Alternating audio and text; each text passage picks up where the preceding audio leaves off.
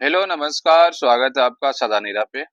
दोस्तों, जैसा कि आप सभी जानते हैं कि अमेरिका ने भारत पे 50% एक्स्ट्रा टैरिफ लगा दिया है। पहले ये टैरिफ 25% था, लेकिन अब इसे बढ़ा के 50% कर दिया गया। सबसे पहले आइए जानते हैं कि टैरिफ है क्या। 2 मिनट में हम समझेंगे टैरिफ है क्या। कोई भी देश जब किसी दूसरे देश में किसी भी चीज का निर्यात करता है, तो दूसरा देश जो है वो आयात करता है और अपने आयात पे जो शुल्क लगाता है, उसको कहते हैं टैरिफ। यानी भारत से जो चीज अमेरिका जाएगा और अमेरिका जाने के बाद अमेरिका ने उस पे जो आयात शुल्क लगाया है, वही आयात शुल्क होता है टैरिफ। यानी आप किसी देश को कोई चीज निर्यात कर रहे हो, तो आप निर्यात के समय में जो देश टैक्स लगाएगा उसको बोलते हैं निर्यात का टैक्स। पर जिस देश में आयात होता है और वो अपने यहाँ जब टैक्स लगाएगा तो उसको बोलते हैं आयात का टैक्स, यानी आयात शुल्क। और इसी को कंबाइंड रूप में बोलते हैं टैरिफ। यानी जिस देश में आप कोई चीज भेज रहे हो और वो देश खरीद रहा है और खरीदने के समय पर उस पर टैरिफ लगाएगा, तो उसको बोलते हैं आयात शुल्क या सीमा शुल्क में वृद्धि। अभी हाल में आप देख रहे हैं कि अमेरिका के द्वारा भारत के द्वारा निर्यातित सामानों पे 50% का टैरिफ लगा दिया गया है। ये 50% टैरिफ लगाने का क्या मतलब है? यानी उस देश ने, अमेरिका ने भारत के सामानों पे 50% टैरिफ, यानी कोई सामान अगर 100 रुपया का है तो उसका 50% टैरिफ, यानी उसका मूल्य हो जाएगा 150 रुपया। इससे क्या हो जाएगा? उस देश में भारत के सामान जो होंगे वो महंगे हो जाएंगे। जब भारत के सामान महंगे हो जाएंगे तो अन्य देशों से जो सामान वहां आता है उसके तुलना में भारत के सामान वहां महंगे बेचेंगे। जब महंगे बिकेंगे तो वहां के लोग भारत के सामान को खरीदने के बजाय किसी अन्य देश से मंगाए हुए सामान को खरीदना पसंद करेंगे, जिसके कारण भारत का निर्यात जो अमेरिका में हो रहा है वो कम हो जाएगा। तो क्या होगा कि निर्यात क्या हो जाएगा, अमेरिका में भारत का कम हो जाएगा। जब निर्यात कम हो जाएगा तो भारत में जो इसका प्रोडक्शन हो रहा है, जिन वस्तुओं का निर्यात भारत अमेरिका से कर अमेरिका को कर रहा है, उन वस्तुओं का प्रोडक्शन क्या हो जाएगा, कम हो जाएगा। क्यों कम हो गया?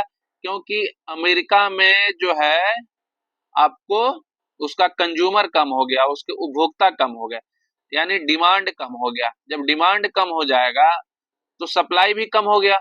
जब सप्लाई और डिमांड दोनों कम हो गया तो क्या हो गया, प्रोडक्शन भी कम हो जाएगा। क्योंकि जब सामान बिकेगा ही नहीं, माल बिकेगा ही नहीं, तो उत्पादन करने से क्या फायदा। तो कहने का मतलब घरेलू जो आपका उद्योग है या जो जिससे संबंधित जिस वस्तुओं पर टैक्स लगाया जाता है, वो टैक्स लगाने के कारण वो इतना महंगा हो गया कि उसका कोई खरीदार ही नहीं मिल रहा है।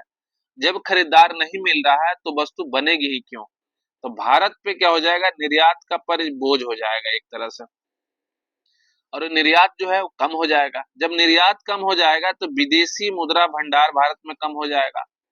जब भारत में विदेशी मुद्रा भंडार कम हो जाएगा तो हमारा व्यापार संतुलन क्या हो जाएगा, घाटे में चला जाएगा। एक तो समस्या ये हो जाएगा, क्योंकि जो बिजनेस हो रहा है खरीद बेचने का, ये महंगा हो जाएगा, तो वस्तुएं महंगी हो जाएंगी, सारी चीज महंगे हो जाएगा। एक तरह से बिजनेस क्या हो जाएगा, ठप हो जाएगा।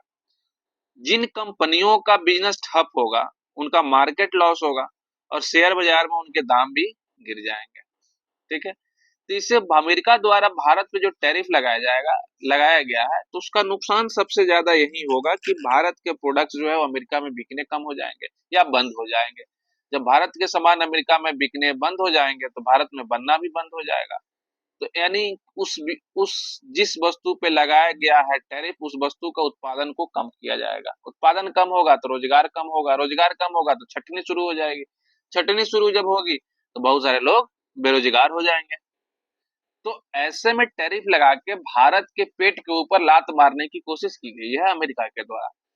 पर अमेरिका बार बार ये कहता है कि हमने 50% टैरिफ इसलिए लगाए हैं क्योंकि आप रूस से तेल आयात कर रहे हैं और रूस जो है वो यूक्रेन से युद्ध कर रहा है। रूस यदि यूक्रेन से युद्ध कर रहा है तो युद्ध के समय में उसको पैसा चाहिए, जो आप उसके माध्यम से आप उसको दे रहे हैं, तेल खरीद रहे हैं आप उसको दे रहे हैं।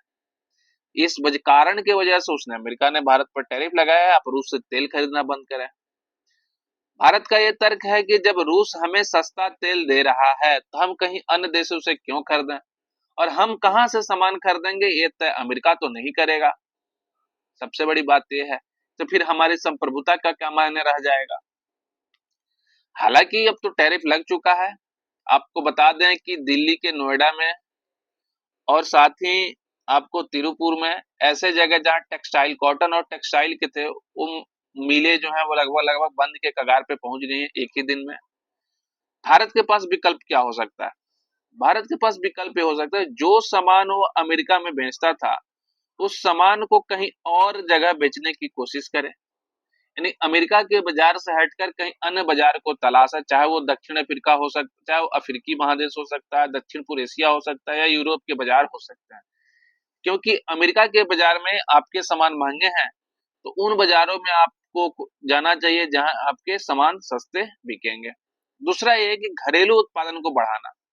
घरेलू उत्पादन बढ़ाने से लाभ ये होगा कि जो हमारे एग्रीकल्चर सेक्टर के लोग हैं और जो हमारे एमएसएमई सेक्टर के लोग हैं, उन लोगों के पास परचेजिंग पावर बढ़ेगी, और जब परचेजिंग पावर कैपेसिटी बढ़ेगी तो ही तो उन सामानों को खरीद सकते हैं, तब भी तो उनमें खरीदने की क्षमता डेवलप होगी, परचेजिंग पावर उनका डेवलप होगा।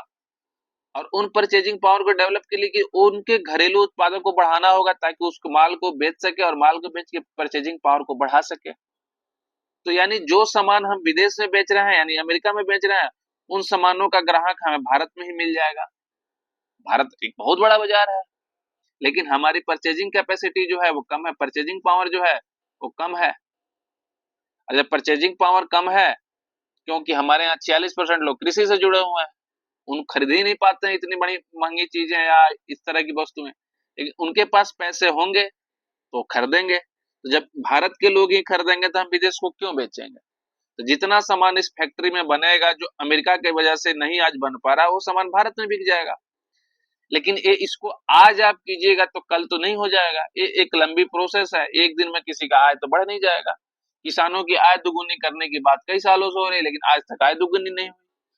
आज अमेरिका ने धूल चटाया है तो लग रहा है कि हमें बढ़ाना चाहिए, स्वदेशी अपनाओ, स्वदेशी अपनाओ। कोई मतलब नहीं रह गया कि एक दिन में कुछ नहीं कर सकते। एक लंबा प्रोसेस है, लॉन्ग टर्म का प्रोसेस है। हम अपनी कैपेसिटी को बढ़ाएं। तो दूसरा ये है कि हम दूसरे देशों के साथ साझेदारी करें, दूसरे देशों के साथ हम व्यापार डील करें, बिजनेस डील करें। वहां हम ट्रेड को डील कर सकते हैं, ताकि उनके यहाँ से हम चीजों को एक्सचेंज कर सकें, और उन देशों के माध्यम से हम अमेरिका में सामान को बेच सकते हैं। हम जैसे कि यहाँ हम रूस को कोई सामान बेच देते, तो जैसे मान लीजिए यूरोप के बाजार में कोई सामान बेच दें, तो हम ये चीज डायरेक्ट अमेरिका में ना बेच के यूरोप के उस देश को बेच दें जहां टैरिफ अमेरिका ने कम लगाया है। फिर वहां उस जगह का लेबलिंग हो जाएगी, और फिर वहां से वो अमेरिका के बाजार में आ जाएगी। इस तरह वो चीजें सस्ती हो सकती हैं। लेकिन इसके लिए आप उस देश के साथ एक परस्पर साझेदारी बनाना पड़ेगा, ताकि हम अपनी मार्केट की चीजें भारत के नाम से ना होकर अब दूसरे देशों के नाम से हम बेच दें। ठीक। तो ये एक चीजें आप कर सकते हैं। तो कुल मिला के आप देख सकते हैं कि भारत और अमेरिका के बीच संबंध बहुत ही खराब हो चुके हैं ट्रेड के कारण। भारतीय अर्थव्यवस्था पर इसका दबाव पड़ा है, और हम इस तरह से देख सकते हैं कि भारत और अमेरिका, हालांकि विकल्प इसके तलाशे जाएंगे, हमें अमेरिका से भी बातचीत करनी चाहिए, हमें अपना घरेलू उत्पादन को बढ़ाना चाहिए, हम अन्य बाजार की तलाश भी करना चाहिए, अमेरिका के भरोसे हमें नहीं रहना चाहिए, और इस तरह करके हमें टैरिफ उत्पाद को कम करना चाहिए। तो उम्मीद है कि आपको ये चीज समझ में आया होगा कि टैरिफ क्या है और भारत पर इस पे लगा है, क्यों लगा है, किस लिए लगा है। चलिए मिलते हैं अगले वीडियो में, तब तक के लिए बहुत बहुत धन्यवाद। अगर आपको ये पसंद आया हो तो हमारे चैनल को लाइक और सब्सक्राइब जरूर करेंगे।